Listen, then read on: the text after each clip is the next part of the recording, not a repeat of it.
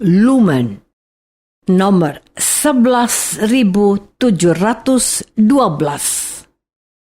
29 Agustus 2024.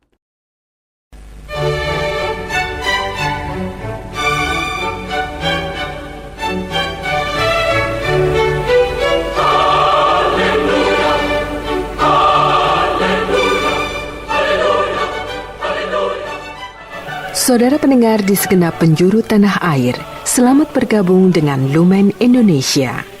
Lumen Indonesia siap melayani Anda setiap hari. Saudara terkasih, marilah kita bersatu dalam Tuhan kita Yesus Kristus yang tidak berubah dahulu, sekarang, dan selama-lamanya. Allah Sang Maha Rahim mengasihi dan menerima sebagaimana adanya kita. Allah Bapa kita di surga senantiasa bersedia menolong, menghibur, dan meneguhkan kita dalam menghadapi segala permasalahan hidup sehari-hari.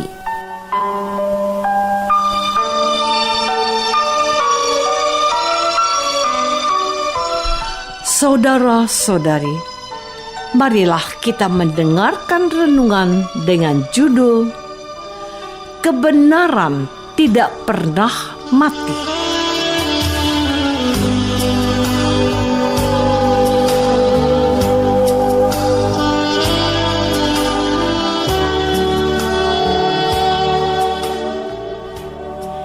Yang berdasarkan pada Injil Markus bab 6 ayat 17.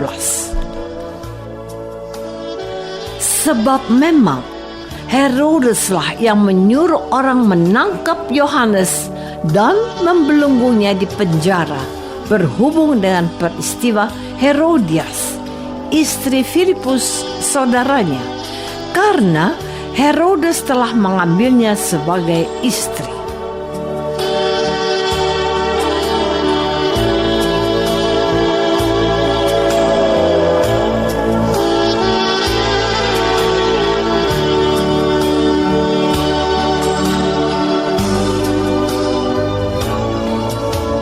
Dalam nama Bapa dan Putra dan Roh Kudus. Amin. Saudara-saudari terkasih dalam nama Tuhan Yesus Kristus. Injil adalah kabar baik atau kabar sukacita.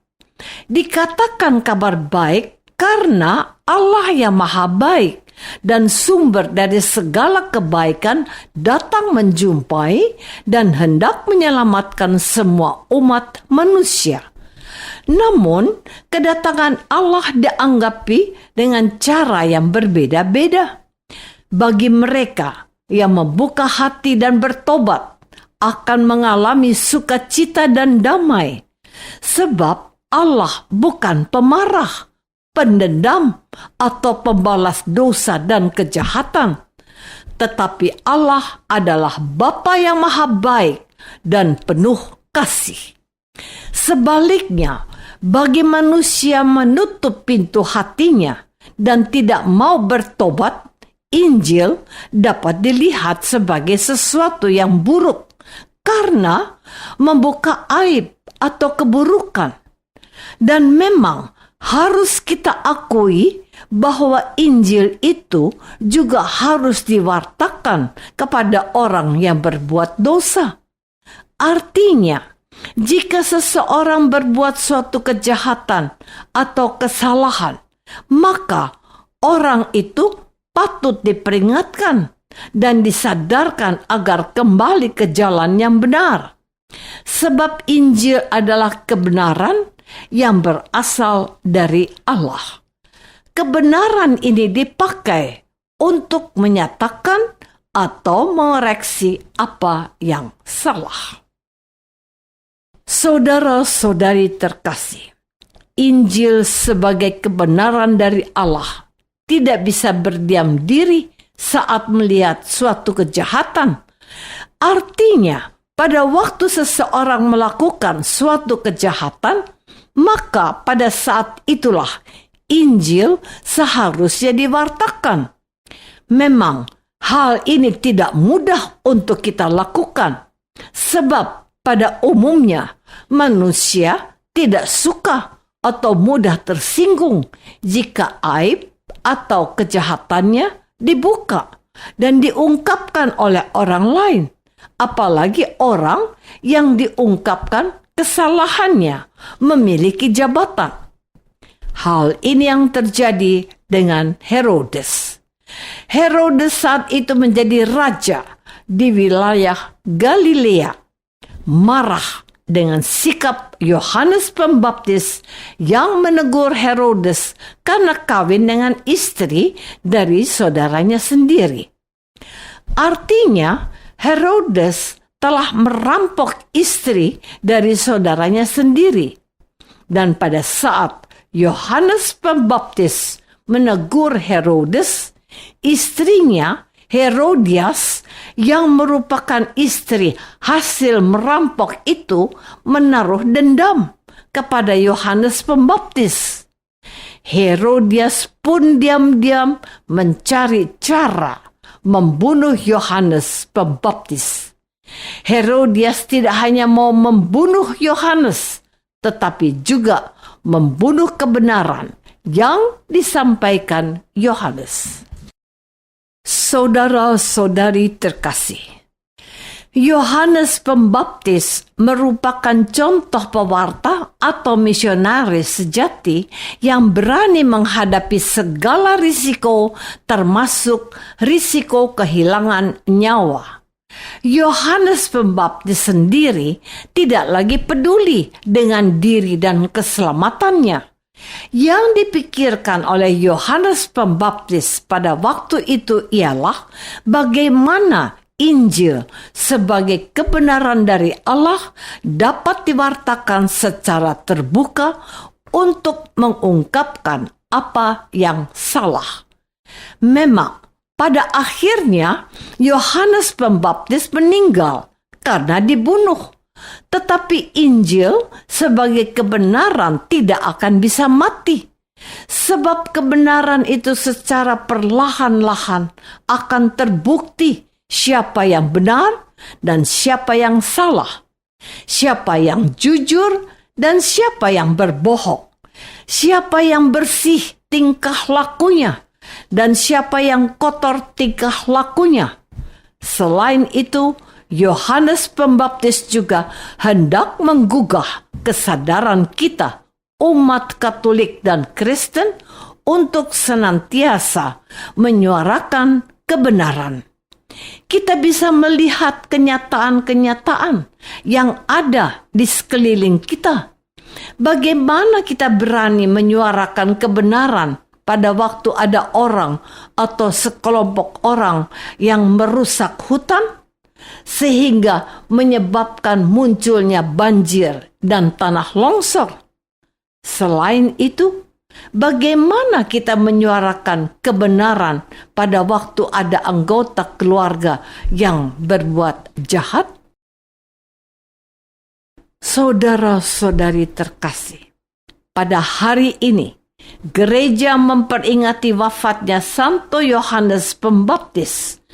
Peringatan wafatnya Yohanes Pembaptis termasuk sebuah perayaan yang wajib dilaksanakan.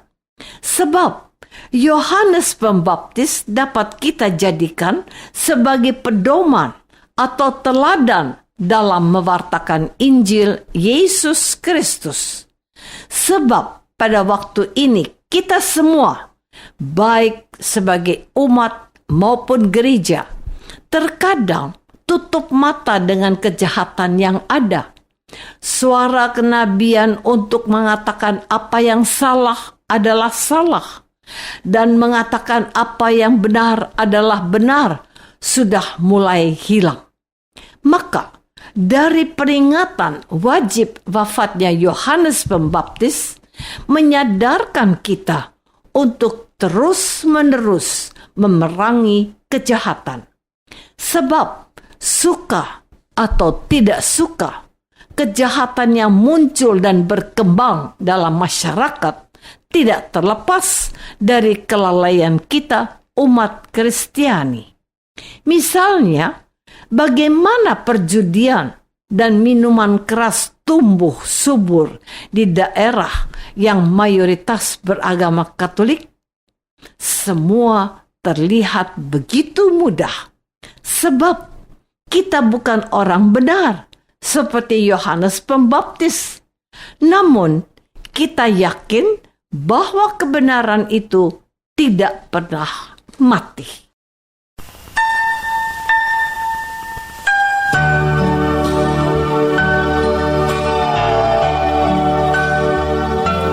Marilah kita masuk dalam saat hening sejenak untuk meresapkan renungan yang baru saja kita dengar bersama dalam kehidupan iman kita masing-masing.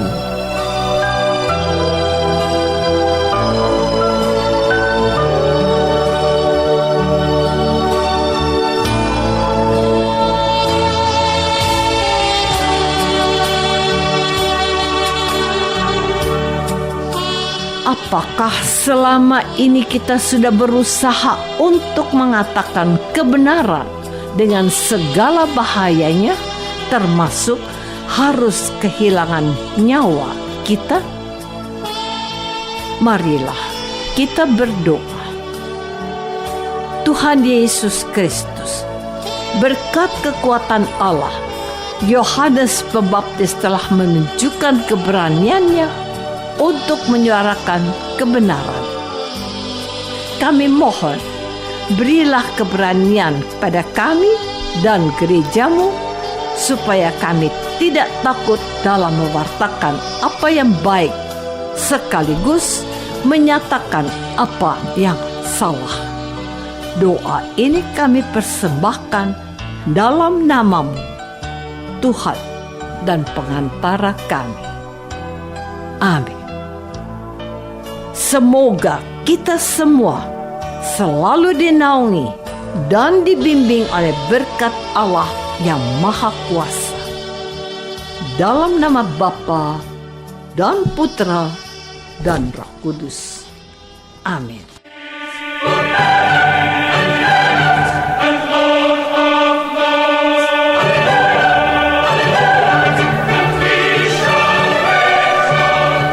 Dengan penuh kasih dan sukacita, Lumen Indonesia mengundang saudara-saudara seiman di segenap penjuru tanah air. Sekiranya ada tanggapan ataupun saran, kirimkan surat Anda ke Lumen Indonesia. Terima kasih atas perhatian Anda. Sampai berjumpa lagi dengan Lumen Indonesia pada waktu dan gelombang yang sama esok hari.